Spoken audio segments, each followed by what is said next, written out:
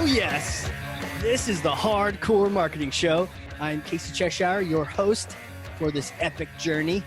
And today's show, sponsored by Cheshire Impact, on a mission to help people maximize their use of Pardot and Salesforce. CheshireImpact.com. Bam. Hey everyone. Before we get started with the show, I'm excited to announce two things. First is that my book, Marketing Automation Unleashed, is now live on Amazon. So go get it. The second thing is we have a new sponsor, Qualified.com. I'm going to tell you about them in the next couple seconds here, and also how you can get a free copy of my book thanks to them. So who are these people? Well, Qualified is the #1 live chat and chatbot platform for Salesforce and Pardot.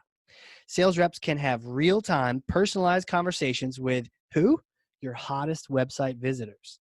So I want you to know, I don't just partner with anyone. I genuinely love these guys. And the platform, we use it at my company. Our sales team loves it. We've closed a lot of deals based on it, had a lot of great conversations with prospects too. So, a lot of marketing these days is what? Hurry up and wait, right? Fill out this form. And then if we pass you over to sales, maybe you'll swap 6 emails with them to find a good time to talk. But what if a prospect is doing research right now and they would chat now? Why not give them the opportunity? So the best part is your company actually decides what leads are worth a live chat. There's a lot of noise out there. You don't want to talk to everyone. So Qualified actually connects to Salesforce and Pardot, and it's able to pull in lead and contact information so you can specifically know if you're talking to a VIP, a VP, a decision maker. It's really kind of like magic. Now, if you don't know who someone is, well, what happens then, Casey? Well, that's when the bots come in handy. Chat bots can then ask questions to further qualify a lead, find out if maybe this is someone you do want to talk to. And they can book meetings while your sales team is out. And they can wake up the next morning with a bunch of meetings on their calendar. Now, here's the promo. If you are a company that wants to give your sales team this ability, right, to be able to talk to decision makers right when they're on your website, do this. Go to qualified.com and start a chat, right? They use their own tool, of course. Start a chat. Tell them that Casey sent you. If you have Salesforce Pardot, when you schedule and then do a demo, they will send you a free copy of my book, Marketing Automation Unleashed. Not bad, right? Well, it's only while supplies last. So hop on this thing today. And that's it for sponsors. Let's get to the show. And we're live. Today's guest is a marketing leader, mentor, and speaker. He's the author of Marketing Automation Unleashed. He's an avid outdoor adventurer and mountain climber. He's the founder and CMO of Cheshire Impact, and he's the host of this podcast. That's right. He's a guest today on his own show. We're flipping the script or flipping the mic or something. Today's guest is Casey Cheshire. Casey, welcome to your own show. Hey, thanks, Ethan. Man, this is so cool. I'm happy to be here. Yeah, it's really fun. My name is Ethan Beute. I was a guest on this podcast on episode 95. I'm the Chief Evangelist at BombBomb, co-author of Rehumanize Your Business. So we'll do a little author talk here. And I also host the Customer Experience podcast. So Casey, I really appreciate the opportunity to host you on your own show. A, you're an awesome dude. B, I really enjoy the show, and it's just fun to participate in a new way. Yeah, you know what? Maybe I get to answer some questions now. Yeah, totally. You have to love as a host, all of the learning that you get to do and be able to share that learning with the audience too. But, it just came time here to turn it around and kind of unpack all of the great insights that you have, especially on marketing automation, especially coming on the heels of the release of your book, which probably forced you to really organize a lot of the teachings and learnings that we're going to be getting into today. It did, and I love talking about this stuff. I love marketing automation. And so I'm like, please give me an opportunity to tell everyone, especially the people that I really love, which are subscribing to this show. I need some way of telling you all about marketing automation. So this is a great way to do it. Cool. Well, I don't want to break format. So we're going to start with Thor's hammer. I love this approach. We're carrying around all these myths with us. It is now up to you, Casey, to pick up the hammer and smash some myth that you think just its best days are behind it. All right. I got the hammer. Here it is. All right, smash. Hey, marketing technology is not done being set up when the implementation is complete. implementation is the start. It's like your freshman year. It's like your freshman 2 months, however long it takes, especially with marketing automation. And it's okay. It doesn't have to be all done by the end of 1 month, 2 months, 3 months. It's a process. And so the biggest thing I'd love to smash is just the idea that some of these tools, especially something that's so key to marketing, like marketing automation, has to be done at some point. No, you're going to be adding more to it throughout all the time. Well, you've helped people through a number of implementations, and so just give some guidance to folks. So here at BombBomb, we've transitioned marketing automation platforms. We're actually on our third one, and we don't need to tell that story. But this process of evaluating and then making the selection and then implementing. Talk a little bit about, from the point of implementation, how should people maybe think about budgeting that time to make sure that they're constantly doing what you just recommended they do, which is make it an iterative process over time. It requires some level of investment. Maybe give some guidance there. Yeah, and maybe I'm biased because I'm the implementation guy, but here's what I've seen is that implementation, there's a lot to it, but it kind of boils down to something like tech setup, and then tech training, and then strategy. And so it's not rocket science. And what I like to tell people, especially with Pardot, that's my love right there, but especially with that tool, or really any of these tools, you'll get it eventually. Now, whether it's like the tech training, you'll figure it out. It may be painful, but in the case of Pardot, it's kind of intuitive. So you'll eventually, hopefully, figure it out. But it's like you'll do the whole crawl, walk, and maybe you'll get to a run, but you're going to spend a lot of time. You might spend a year trying to figure out something, or you might learn the hard way. So really the whole point of an implementation, if it's done by, an experienced partner, is just to help you skip some of those stages and not have the same boo-boos and the same painful learning lessons that I had when I went through it the first time, or when the 2,000 plus other people went through it, and we helped them out. Like we've learned from each and every one of these implementations. Hey, do try this. Well, you could try that, but some people have, and this is what happened. You can skip a lot of that. You can skip right to run. And so that's the goal, is I want you to skip right to run, because you're still going to be building all sorts of cool nurturers and all sorts of cool features onto marketing automation for a long time. Dynamic content. There's all these cool things. I want you to get to the fun stuff and not be stuck crawling in like the beginning stages. Yeah, and making sure it's set up the right way. I mean, I can see so many benefits, and we had partners in all of our transitions just for that. Just like, let's just jump over all the painful stuff and get right to implementation. One quick follow-up question there. Have you ever gone back into a team or a company that you've done an implementation for to kind of do a reset? Because what I imagine is a lot of the companies you're working with are probably growing. The market's changing, their business is changing, the marketing team is changing, maybe the sales team is changing. And so, even everything around the marketing automation system is moving. And so I have to imagine it might be useful to have a formal reset at some point as well. Yeah, the Marine Corps has like Semper Fi, Semper Fidelis, always faithful. I've also heard the Semper Gumby term, like always flexible, right? And you just kind of have to roll with it. Yeah, there's one particular client we work with, great team, ended up transitioning, different people moving in and out of the company. The people that came after them moved them off of Pardot, and so we weren't working with them anymore. And then some other team actually went through the process to select and move them on to Pardot. Had no idea about the previous, like your company's already been on this tool before. Yeah. We actually were the ones that helped you set up. Let's tell you what you did, what your predecessors, your ancestors did earlier. So these things happen. Also, teams, when they first get it, they're like, all right, let's do this. And they're off to the races, and that's good, especially if we've done our job and you know how to use the thing.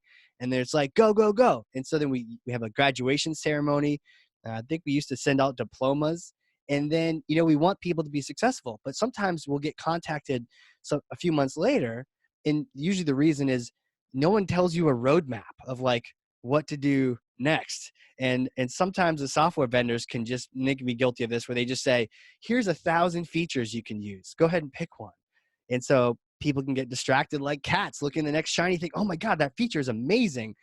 I wonder what that'll be like to set up. Oh, there's another feature, and you never really get a chance to get your feet underneath you.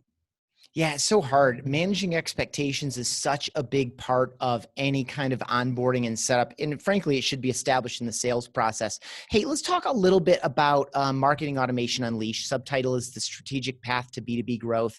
I think one of its main features is the Cheshire Success Index. Yeah. But let's start at a high level. Why did you write this book, and what was the journey like for you personally? Yeah. You know what? Man, it was like it's a long process, right? You've written one too.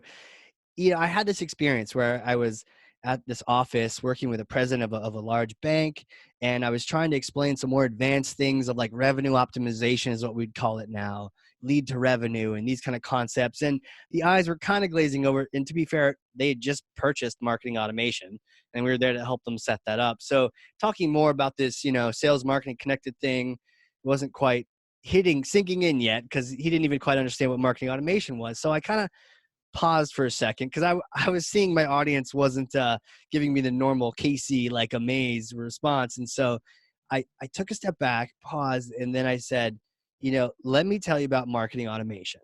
And for me, I've been, working in this for years, and you can be kind of taking it for granted if you've been in it so much. And so I took a step back.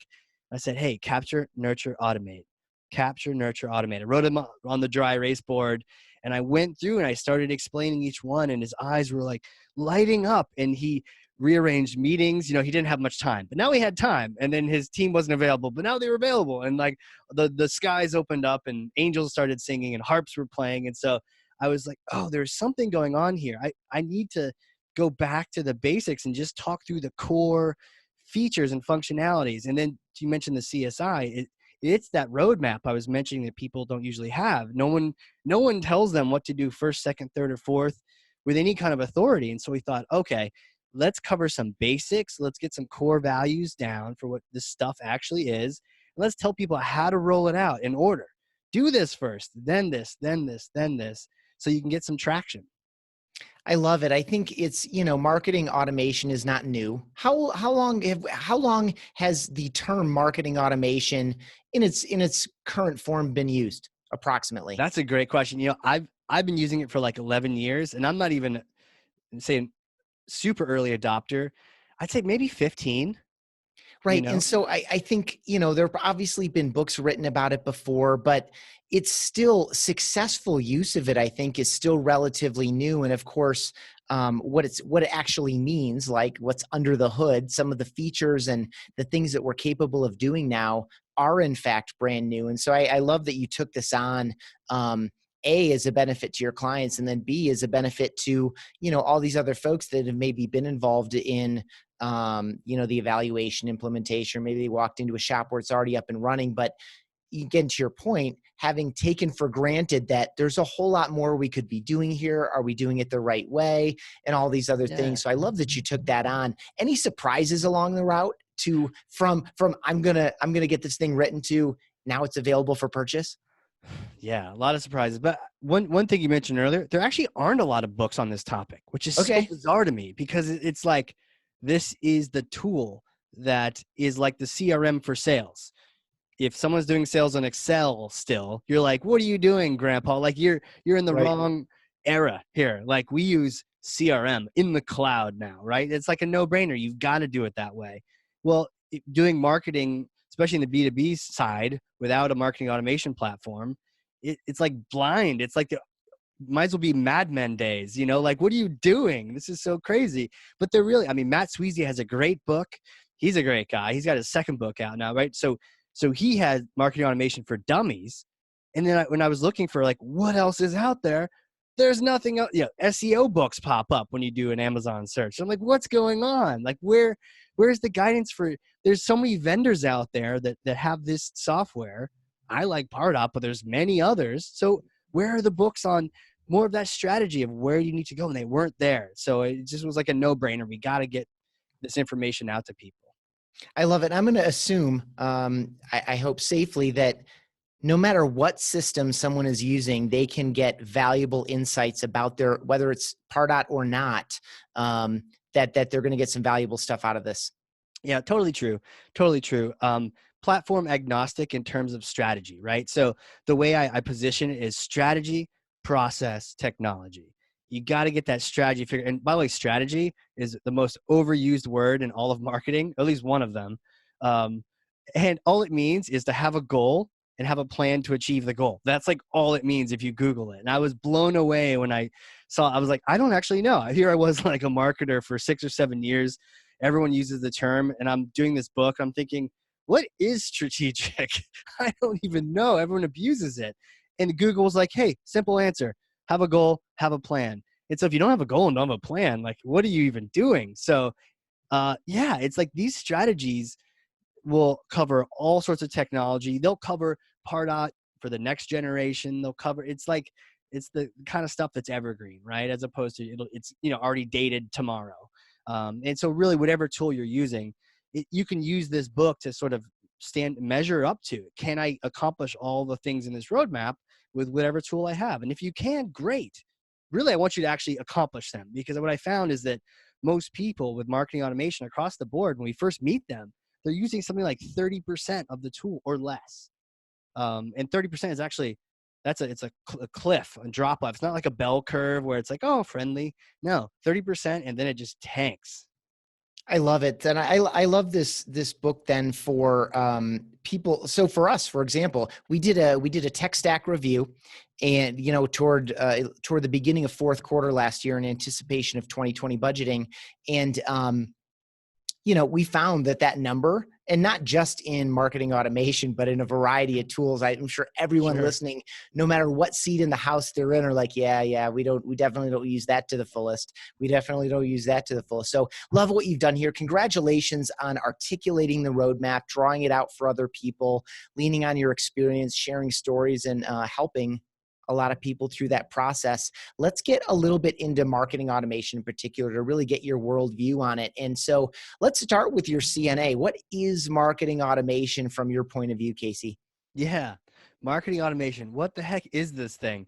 It's the tool to end all tools. Right. It's the tool that everything else connects to. If you can do lead gen, do all these other things, and then it all comes into, it's like your marketing platform of record. And I like to define it with 4 words. And I mentioned them earlier. It's capture, nurture, automate. That is the 4 things we do. And it kind of shifts and changes up the way you do marketing from the old days of like spray and pray, just shooting emails off to random people. And really, I mean, if you want, I can go through like the capture.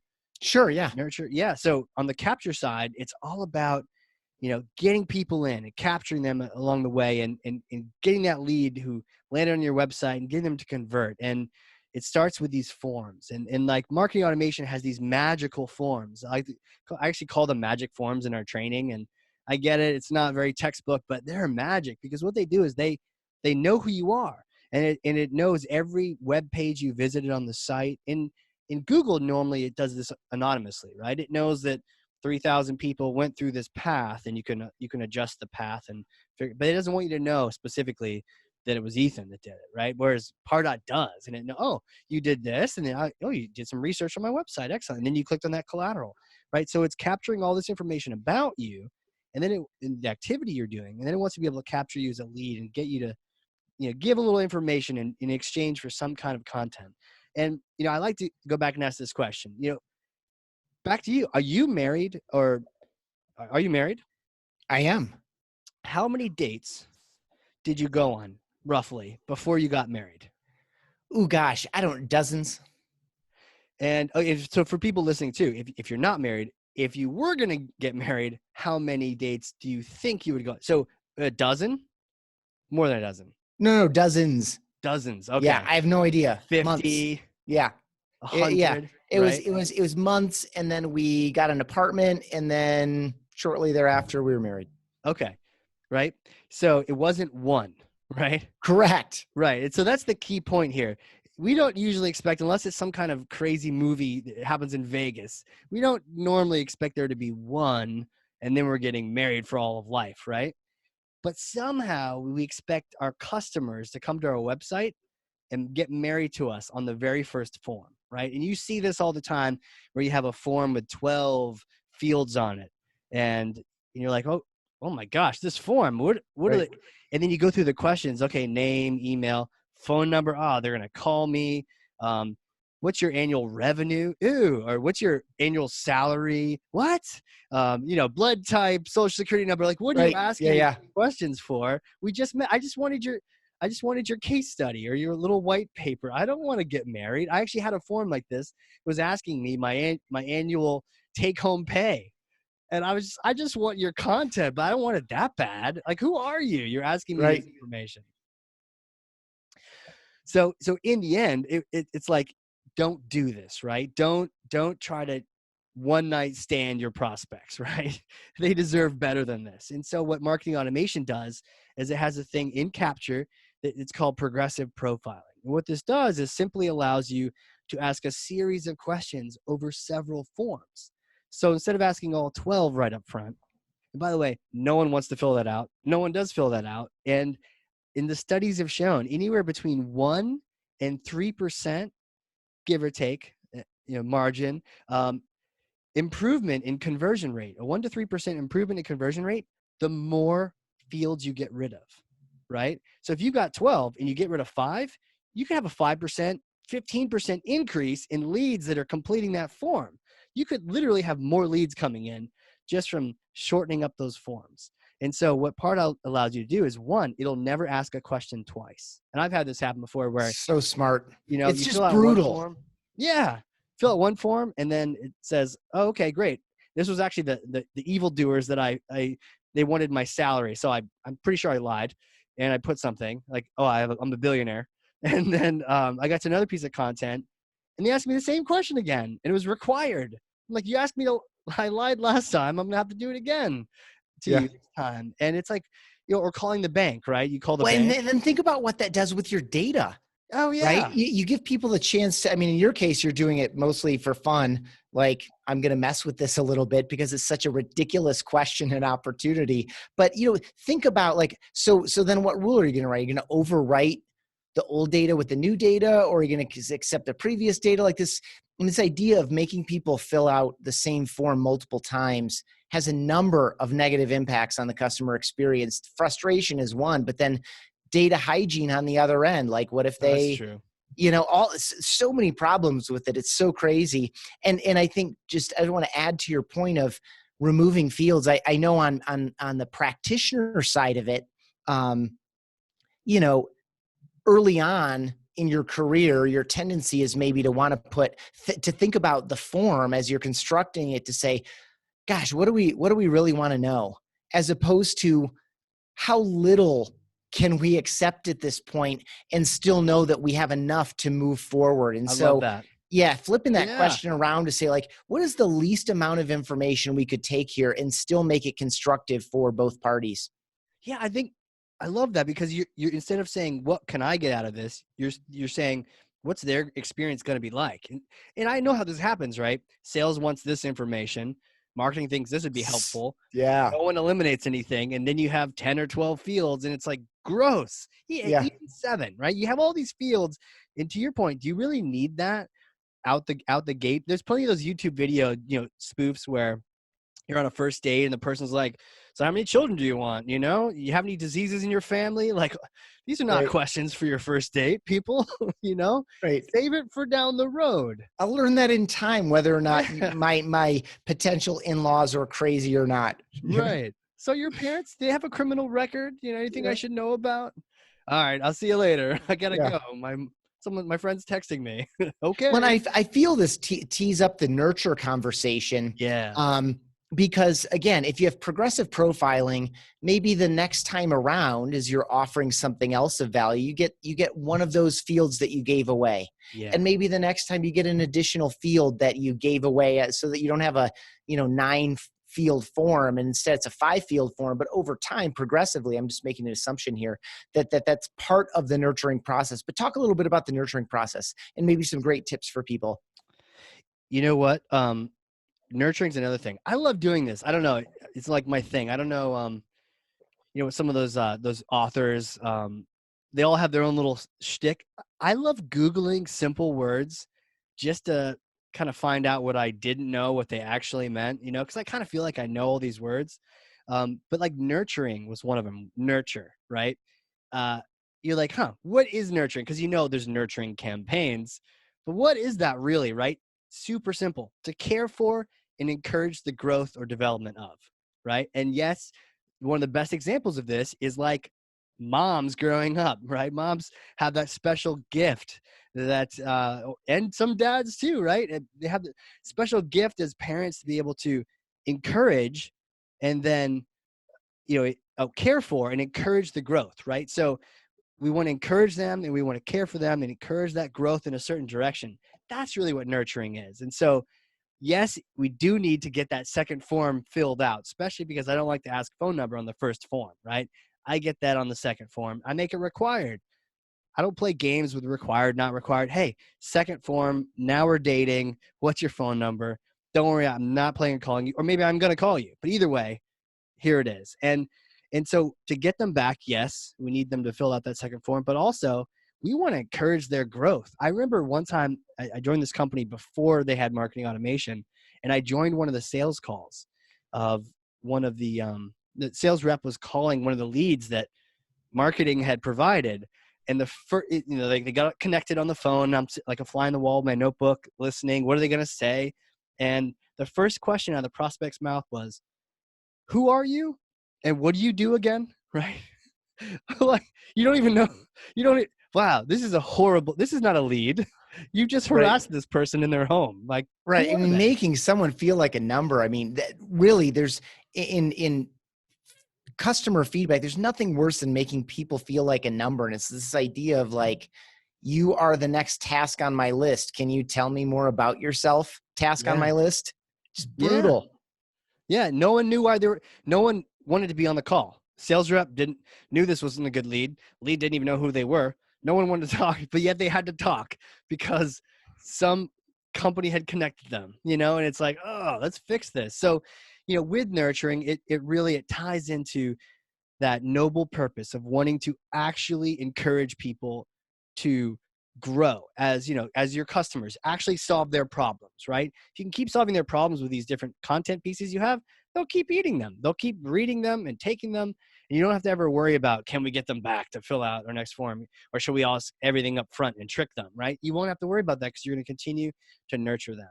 And so that happens, throughout that beginning process. And then we get into, let's say what's interesting is people think of nurturing on the marketing side, but then they forget that when you hand it off to sales, sometimes they need a little help over there, because oftentimes in sales, it's like fit or fold. If these cards don't fit, right? If it's a 7-9 offsuit, the rule book says I have to get rid of this. So if a prospect, gets on the phone or won't get on the phone and says, I'm not interested, or call me in 6 months, then what do? Well, normally they just delete it. They leave it. They make it go away. The better ones will say, okay, let me set a reminder in my CRM to call back in 6 months. But now we've entered the danger zone. And it's like cue up the Top Gun theme song, Yeah. Flying the danger zone. They're going to remake that movie too. I don't know what's going to come out of that. Just a whole bunch of really cool shots with probably. I think it's a cinematic spectacle more than it is any kind of a story to be told. Right. It's like a second prize. But I'm with you. It's like what happens in that 6 months? Do they forget about the need or the opportunity? Do they get it solved elsewhere? I don't know. I mean, it depends on what I'm looking at buying, but I know that if I get in my mind that I need to evaluate a buying opportunity, no matter what it is, personal or professional, it just kind of stays with me a little bit. And I'm not ready to pull the trigger now. And I might tell a salesperson, hey, I'm at least 6 months out here. It doesn't mean I'm not still shopping. It doesn't mean I'm not still curious. Or worst case scenario, I forget about the opportunity altogether. And so, when we pick back up, I'm still starting at square one unless you successfully nurture. Right. And what's crazy is we don't know if that's a brush off or not. Are you really going to be ready in 6 months, or are you being polite? And apparently Americans are polite. Now, I've been to New York, and I could argue otherwise. I've been all over, and that's not the case. Yeah, the Yankees I've suck. been on Sorry. Facebook, and that's not the case. Right. True. Yeah. Apparently, they're more direct elsewhere around the world. But so, hey, call me in 6 months, but I'll keep telling you that, so I don't have to ever tell you no. But sales reps don't know that. So not only can they use some help by saying, set a reminder, but they also could use some nurturing where maybe at a minimum that prospect gets a little top of mind warming action where they're getting an email once a month from that same rep, and it's helpful content. Again, back to nurturing. It's not, hey, buy once a month. It's like, here's a really cool thing we came out with. Here's another cool, it might help answer some questions as you're doing your research. And what's crazy is there's no guarantee that when that person is done doing what they're doing, if that's truly what is happening, that they're going to reach back out to you, right? There's no agreement. There's no tacit like, oh, I'm the vendor of choice. You're going to reach back out to me in 6 months. They might not do that. In fact, they may just reach out to the first person that reaches out to them. So oftentimes I even have an email that I like to show groups where it's like a actual nurture email that got replied to and ended up in a purchase. And I'm like, look, guys, look at this email. And we kind of dissect it. And it literally says, the person wrote back to this email and said, I hired the webmaster I was talking about hiring. I'm ready to go. Let's check out this tool that I said, call me in 6 months. And that email was sent like month 3. So it wasn't even 6 months later. It was 3 months later. And they were like, let's do this. And if that email hadn't been there and being top of mind, that person may have reached out to some other one. Who knows? And oftentimes sales reps will get that response where they go, hey, it's 6 months, you ready to buy? And they're like, oh, so sorry. I went with your competitor. They called and I'm sorry. Yeah. Like nurturing prevents that and it fixes that. Yeah, it's one way to capture some of the essence of that is you're selling to a window, not just to a person, right? That just the timing has to be right, I like that. Yeah. So that's capture and nurture. What's next? Automate, capture, nurture, automate. So, hey, the thing is called marketing automation, right? And so why is there a whole category for automation? So a lot of this ties to some of the inner workings and being able to set the tool up to do some thinking for you. And I remember before I got marketing automation the first time, I was a marketing team of 1 and I was asking the CEO, I need help. Give me a marketing coordinator. Give me an intern. I need somebody because time I was using NetSuite to send an email out and it took me 4 hours to send an email out and I needed a checklist and it was terrible. So I was like, I need help. So we got Pardot and I started automating some things, got some nurtures happening automatically behind the scenes. And I stopped asking. I didn't need actually any help because the emails were going out. It was easy to send them. And really when it comes to automation, there was the idea of scoring and grading and the idea of actually rating the leads in a 2-dimensional way, how good they are, and getting that information over to sales so they can then make some decisions. So not only was it helping to understand which leads were the right ones to call first, but it was also even automating the fact, are they ready, and listening for that. So marketing automation does a great job of just sort of sitting there. Now we're already capturing all this engagement data.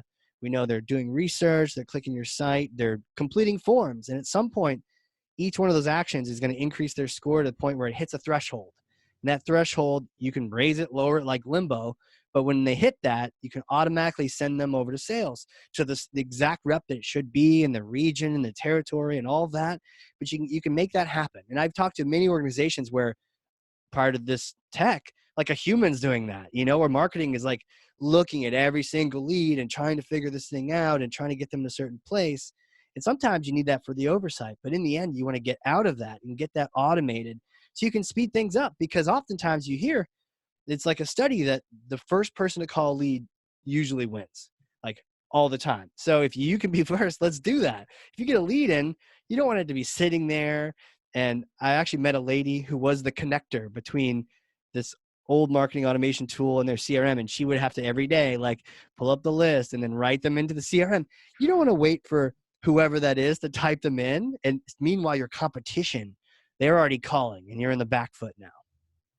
Yeah, it's really important. And I love this idea of being able to prioritize who we're going to reach out to. And I would assume that on that push over to sales, now the salesperson has a list of activities this person performed and they have a better sense of A, why are they showing up in my list? And then B, what do I know about them, right? And it gives you things that you can talk about and ask about, like, hey, I noticed that you maybe grabbed this piece. Do you have any questions about that one in particular, kind of a thing? It gives you things and reasons to talk. Yeah, I mean, the whole challenge is sales not calling your leads, right? Sales is always saying we don't send enough, and the marketing is always like, well, you never call them anyways, Yeah. right? And so there's a sort of disconnect. It's like we're arguing, but we're not on the same page. And so if we can assist sales in prioritizing their time, because the whole point of marketing automation is to prioritize human time, right?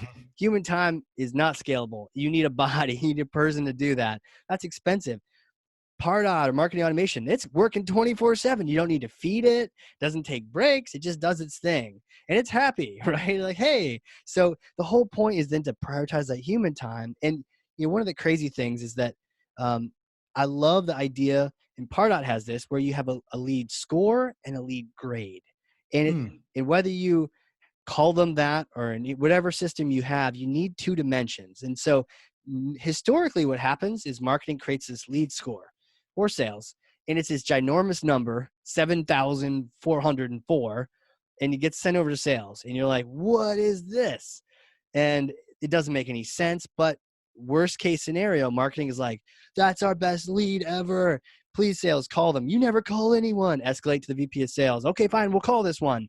They call, and it's like a student doing research at a university, and then marketing has more than egg on its face. Sales is like, I knew you never sent good stuff.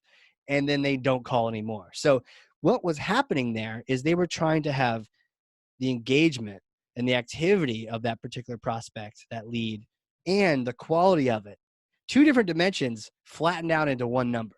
And that's impossible, right? Because you could have the student who's not a good lead, is a terrible lead. And you could have a CFO who has no time of day for all of your little marketing things, maybe filled out one form, maybe attended one webinar and clicked on 3 web pages. That college student is going to far surpass that CFO in activity. But in terms of a lead grade, if you're separating out the quality, then you can actually identify that separately. And what I like to do is sort first by the grade, by the quality, and then by the action and the activity and the engagement. That way, sales now has a list of, here are all the A's, here are all the decision makers who have budget and they're ready to roll. And here's the relative engagement across the board. So call the A's first, then the B's, then the C's. Then don't call the D's. We won't send any over, and marketing will never send over any F's. Love it. Makes sense. I mean, even though that lead score is built of a number of criteria, there are lots of ways to rack up the points. It's still not a full picture of the person. I love that grade layer on it. So we're capturing people, we're nurturing people, we're automating some engagement, we're building relationships with sales, we're feeding them information, we're learning from the automation itself, we're saving a whole bunch of time, putting humans in their best place to win. What comes after that step? Well, it's kind of first and it's kind of last. I added it on, right? When I was first told about marketing automation, they said capture, nurture, automate. I added reporting because it's a big deal. So there is a universal question in marketing. It's the most asked question in marketing. And it is simply, what is it? It is this working or is this not working? And then the follow-up, why is this working or why isn't this working? And why, right? I remember being a marketer without marketing automation, and I was an activity marketer. I was an action marketer, and I was working at a company. I was a marketing manager, wee little lad, and I remember being at lunch, and the CEO of the company sort of strolled by and asked me a question. He was like, "Hey, Casey," because that's what CEOs sound like, and he was like, right, and he's like, "Hey, how many leads did we have? Oh, not how many leads. How many emails did we send this month? Right? How many emails did we send this month?" And I don't normally know details, but I knew this detail. I looked at it. So it's about 1 million was the response. About 1 million emails this month. He was like, great. Next month, let's make sure we send 1.5 million emails. Right? At the time, I'm just like, okay, sir, right on, Right. But when you really think about it, you're like, we weren't selling running shoes. We were selling data integration, right? Software, like $100,000 software. And we weren't saying add an extra 500,000 leads. We're saying those people we already have, send them more email. Just do more of what you do. And I'm sure that'll be helpful. And this is like that. That's the mistake. It's that, taking a lesson from B2C where we shouldn't. which is, no, this isn't about, brand recognition and just harass them enough and show them a picture of a gal running. And now you want to go running too and buy new shoes. That's not what this is. You've got a complex, account you're trying to close. You've got different people with different experiences. And so it's complicated. Just doing more activity doesn't necessarily equal results, right? And that's where you're at when you're not showing your ROI, when you're not showing what's working and what's not working. And that's what marketing automation shows you. It shows you, where did the leads come from? What sources, and then how many closed deals did you get out of it? And the only way that works is because you're tying marketing automation to CRM. Yeah, it's so important. That's a classic. I mean, it's not a traditional vanity metric, but it falls into the traditional kind of vanity problem, which is, I call it activity worship. To your point, I use that language too, and it's this idea of, if we want X in new closed revenue, or X plus Y in new and expanded revenue in some given period of time, I would much rather be able to accomplish that with 500,000 emails instead of 1 million. Or True. 250,000 emails instead of 1 million, right? Like, you want to get the best return on all that. Because again, you're asking for a lot of attention. You're asking for a lot of other people's time. So the faster you can get people to self-identify, raise their hand, participate, and move forward because you've drawn out a great future and everyone involved in the process has done a nice job. Like, less is more in general because it just shows an efficiency. Totally. And because I speak quickly, I don't want it to be confused for inefficiency. It's an efficiency. It's like, it's just more efficient. Right. I have a story related to that. So doing less with more, right? Or doing more with less. Which one do you want? You want less and then more results from it. There was a particular client that came to us and they were doing a lot of trade shows. Do you guys do a lot of trade shows at BombBomb? We have historically, yes. So this particular company was doing a lot. It was something on the order of 80 trade shows a year. Wow. And this is like the trade show where you're getting the booth, you're sending sales to staff it, sometimes marketing as well. You're probably sponsoring, you're paying for the spot on the floor. Maybe you have a speaker, but 80 is a lot. That's a lot of coordination. They had 2 booths flying around the country all at the same time to be able to hit all these different events. But the challenge was they had no idea which ones were working. They had no idea which ones were successful. And every time they would add a new show, they were stuck continuing it. Like, it would throw in the bag and they had to keep taking it with them because every year they did get new business. Now, it wasn't tremendous, but they were growing. Unfortunately, they didn't know why. To your question, they don't know why. Why are we growing? Where is it coming from? So they were continuing to do, and that's how it kind of slowly over time ended up being 80 shows because, gosh forbid, we get rid of this show, and that's the one where like all the leads are coming from. So the first thing we did is they had Pardot, they had marketing automation. So we sat down with them and we're like, look, number 2 on this roadmap is this ROI tracking. We got to do this. And this is capture, nurture, automate, reporting. This is reporting, right? We got to nail this for you. So we went ahead and set up some first touch tracking to be able to show, okay, the leads, you got these different shows. They're now all tagged appropriately and categorized, and they're tied into sales deals and opportunities, and magic happened. Any guesses how many of those shows were actually effective? I'm going to hedge it here. I'm going to say half of them. Half of them? Not bad. Sometimes I get like cynical answers where people say like 4. I'm like, wow. Yeah. But half of them is pretty good. It's a little closer to that 80-20 kind of thing. 30 of them were good. 30 of the shows were driving some kind of business to the point where it was worth doing it. But that meant there was 50 shows, 50 flying sales, putting them in hotels, booths and travel and sponsorships that was completely ineffective. It was crazy. Yeah, that's a lot. I mean, that is highly inefficient. And again, you just don't know which ones, right? Again, there's that old, it's trite to say it now, but it's this, I know some of my dollars are working. I just don't know which ones. So true. Yeah. And so that reporting layer is super critical. Obviously, the whole CSI, the 10 steps, capture, nurture, automate, report is all packed into Marketing Automation Unleashed. So I'm going to honor the format of this show. And I'm going to transition a little bit. And you've already set it up a little bit because you told some young Casey stories. Take me all the way back. Where are you growing up? Where are you coming from? Where are you today? Yeah, who is this crazy guy, right? Yeah. Well, let's see. Back in the day, now this is a tough question. See, I ask other people this question all the time, but it's like, where do you start, right? So, yeah. Well, how about this? Where are you in the world today? Right now. well, right Physically. now, Yeah. are you giving me a free pass out of that question? No. I'm breaking it down I'm for gonna you. Oh, okay. I'm going to guide you through it. Okay, yeah, guide me through. You could be my spirit animal. Yes. So where am I at today? Physically, where are you? Oh, New Hampshire. In the United States. New Hampshire. Yeah. Oh, I thought you were talking like metaphysically. Where am I at? No. That's good. Now I know why you went to the spirit animal. Okay. Have you born and raised? No, grew up in Virginia and Ohio, then New Hampshire, military family, right? So traveling around a little bit, dad in the Air Force.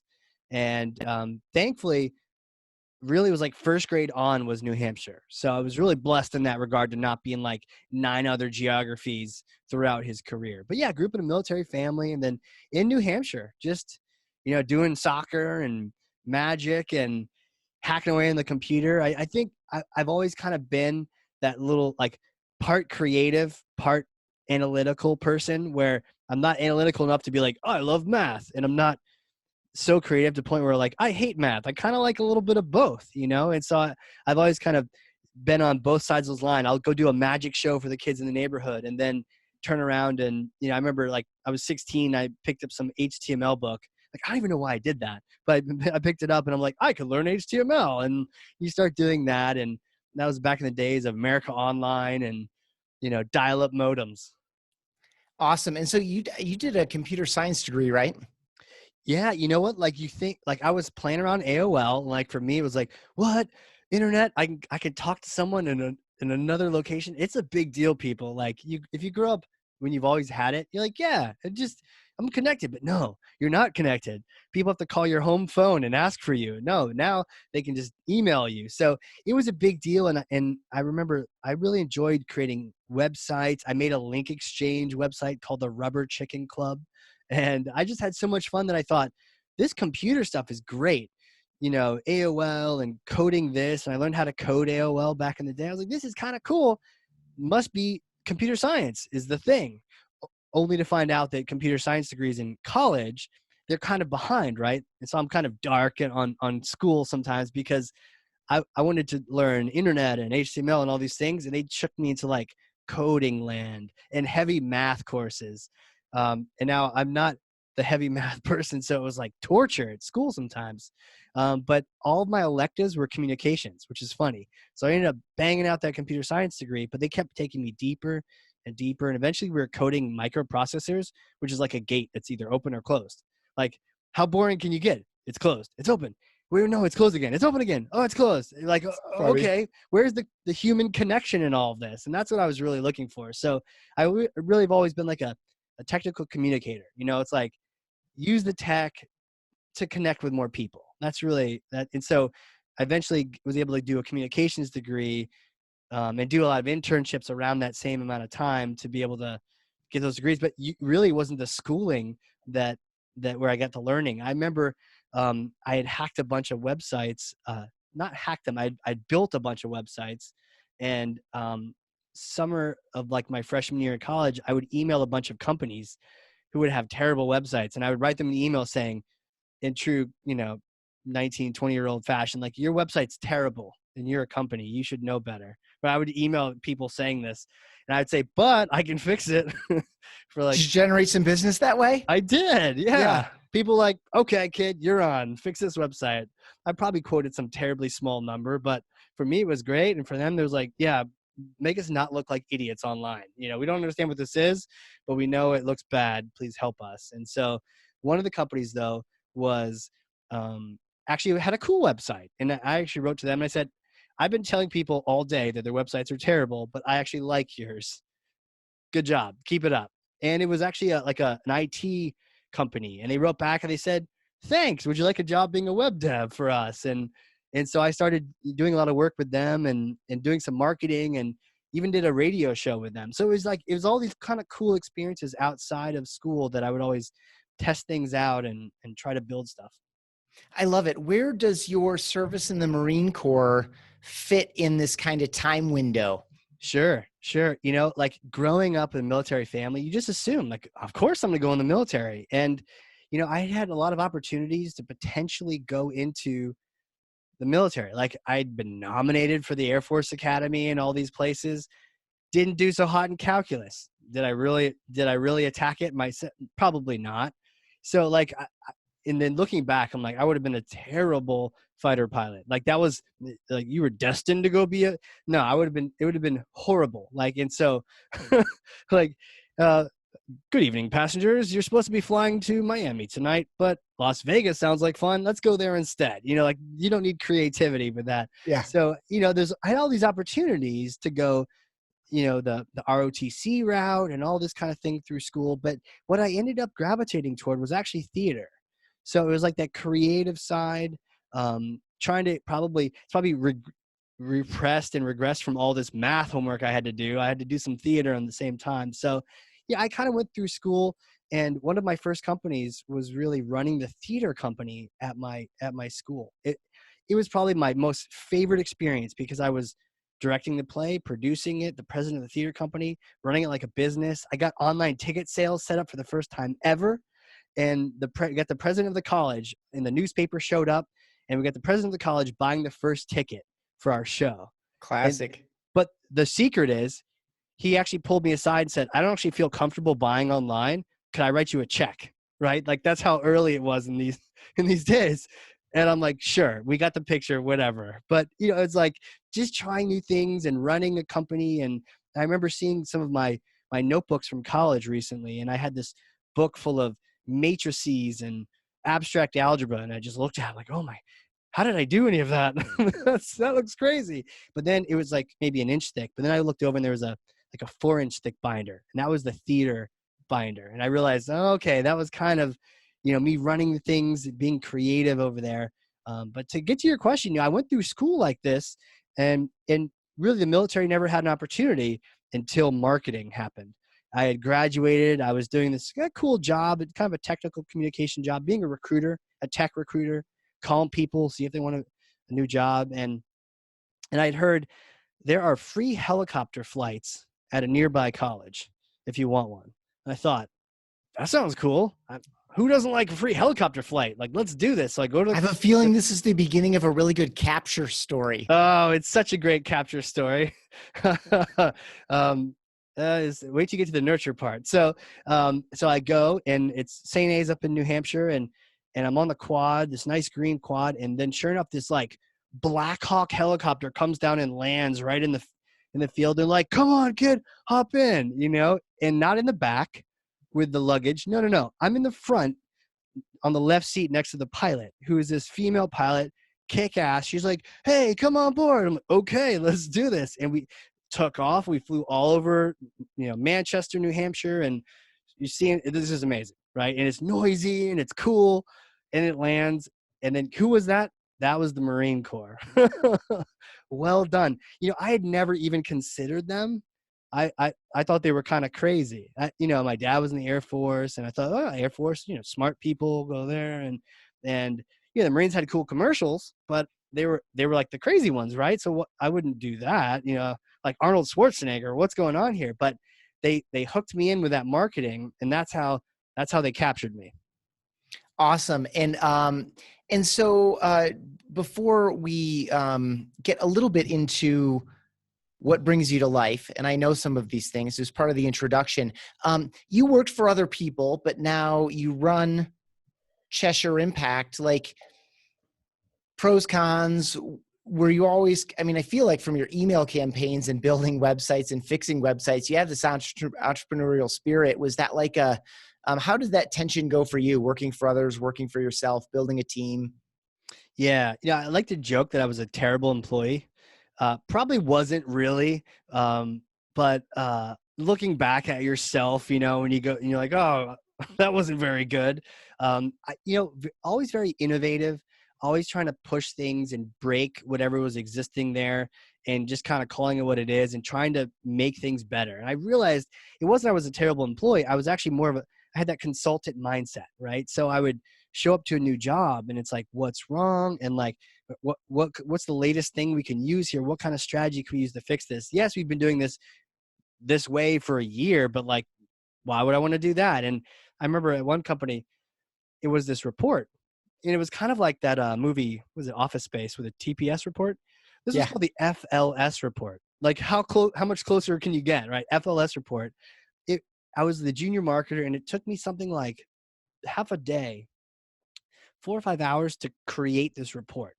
And what this was trying to show was ROI for a freemium model. Funny how we had to do all that work, and now you can really get to that almost automatically really with marketing automation. So all this work, it was Excel doing this versus this. And there was this, 4 or 5 page checklist you had to flip through. And they're like, hey, new guy, you do this. And it was like, I don't want to spend my whole day doing this FLS report.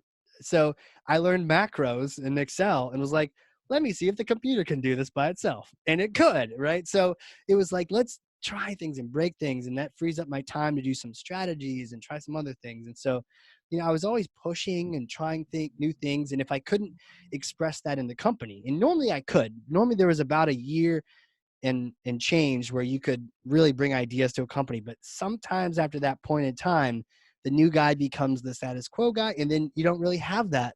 I don't know what that is, but I've noticed that. And so then I would try to express that somewhere else. Maybe it was with a cool project on the side. And at one point I had a play publishing company just on the side where I would publish plays, comedy plays, Cheshire Comedy Publishing. It was an interesting idea, but in practice, it meant hundreds of people would send you their plays, usually terrible plays that you had to read through and find the gem. And so that's what that business is all about. But I didn't know. But I was trying things and testing things and just got to, iterating and experimenting. And so when it came to actually, starting a company, it wasn't on purpose. Like, let me get out of here, I got to run this company. I was doing it on the side, but it was really all about marketing automation. And I didn't do it even deliberately. I know some people have these great stories about like wanting to, save people in Africa or like, world peace.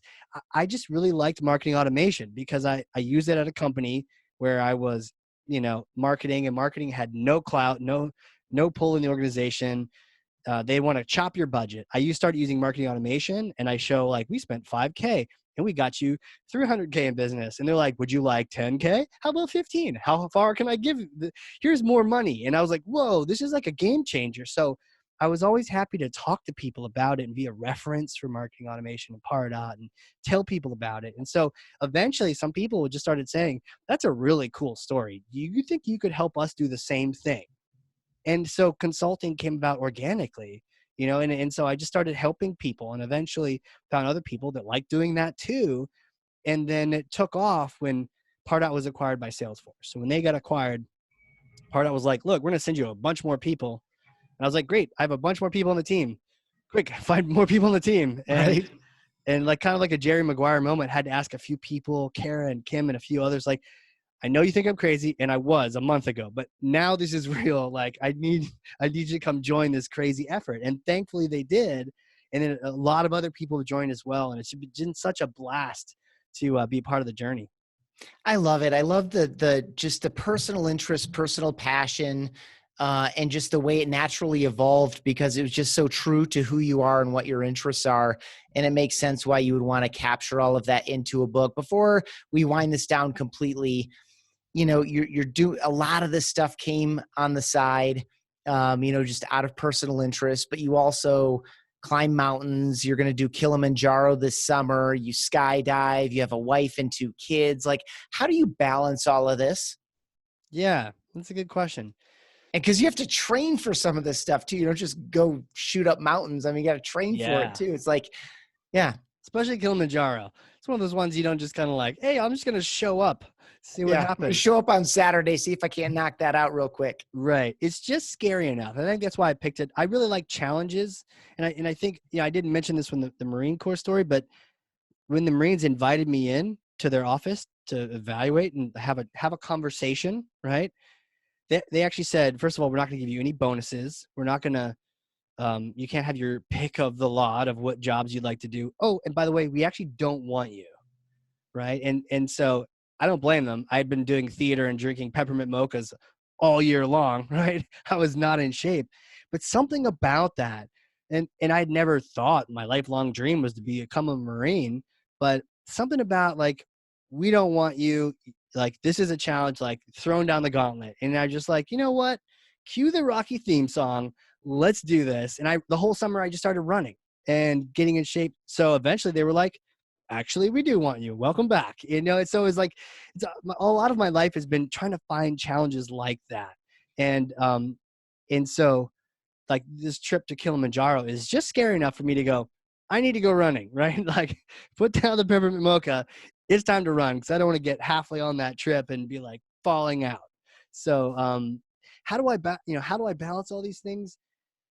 I think it's all about figuring out priorities, and in some of that entrepreneurial spirit and that energy, expressing that with some of these challenges, right? So maybe previously I might have like 4,000 ideas for a company, or 4 different companies at once. Like Cheshire Impact is a fantastic company, and the people on the team are just amazing, way smarter than I am now. Like I'm learning from them. And now I'm using challenges like Kilimanjaro and getting in shape and I went twice to the gym twice this morning. It's crazy. Like I'm transforming myself using those challenges to express that, like, getting that variety out of life, using these kind of personal challenges to do that. That way it's not like, ooh, let me start 3 companies and then be completely out of balance, or like completely abandon my family because I'm off doing this and that and the other thing. It's awesome. Each one of those things makes all the other parts better. I mean, the more you invest in your family, the better you are doing the physical piece, which makes you better on the job. And like, it's so good. That's It's true. a positive upward cycle. I'm really excited for you. And I hope to see some photos from your trip this summer. Yeah. This has been super fun. Thank you again so much for allowing me to host your show. It's been a pleasure. If people want to follow up with you, Casey, or with Cheshire Impact, or they want to check out Marketing Automation Unleashed, where would you send people? Yeah. First of all, don't be a stranger. I'm not in some ivory tower. Literally, my email address is casey@CheshireImpact.com. Email me. Tell me you like something. Tell me you hate something. I just actually want to hear from you. I want to communicate. I want to connect through tech, right? That's what I've always been trying to do all these years, just to do that. And then second of all is the book, right? It's on Amazon. You can search for Casey Cheshire or Marketing Automation Unleashed. It's there. There's Kindle, there's paper, whichever one you want to go with. I might maybe do a little Audible action, but either way, like go grab that. Let me know what you think. I'm just always excited to work with people. And of course, Cheshire Impact, we're here to help people with their marketing automation and their CRM. So I'm just here. Connect with me, reach out, email, Twitter as well. Casey Chesh on Twitter, LinkedIn. I would say just whatever you want to do, just connect, because I think we should all connect more in life. Awesome. If you enjoyed any aspect of this, if you laughed or you liked one of the stories or you have a lingering question, reach out to Casey and also share this with someone. If you enjoyed this episode, tell them about the Hardcore Marketing Show. Great conversations. I know I enjoyed my appearance as a guest as well as now as a host, which is just a delight. And so thanks to everyone for listening. Anything you want to leave folks with here, Casey? No, I thank you for coming on here. It's so great. Your questions were awesome. Like you spent so much time thinking about it, and your time is valuable. So I appreciate it. So I would counter back at you that if people haven't checked out BombBomb, this is the thing to get. And if you send me an email at Casey Chesh or Casey@CheshireImpact.com, I will send you a video from BombBomb back to show you what it's all about. It's really cool, and people should check it out. Awesome. I love what you're doing, by the way. I mean, your natural energy is contagious, and you've been kind enough to share some of the cool successes you've had communicating internally with some of your team members using a simple personal video. It's just a joy to watch, and just another way for you to express who you are. I appreciate you so much, Casey. Absolutely, man. Thank you so much. And this has been the Hardcore Marketing Show. We'll catch you all next time. All right. A big thank you to today's sponsors. Cheshire Impact, helping marketers and sales win. maximizing the use of Pardot and Salesforce. And a big thank you to Qualified.com, the #1 live chat and chatbot platform for Salesforce and Pardot. Remember the giveaway. If you have Salesforce Pardot and you want a free copy of my book, Marketing Automation Unleashed, then you go over to Qualified.com, engage in a chat, do a demo, and tell them that Casey sent you, and that book will be on its way to your door. All right. We'll see you all in the next one.